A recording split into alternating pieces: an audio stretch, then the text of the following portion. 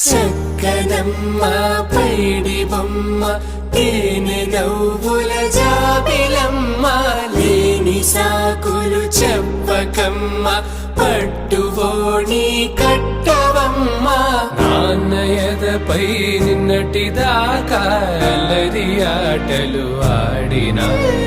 చిన్నారి తల్లి లేత భుజములు నేడు చీరలు మోయునా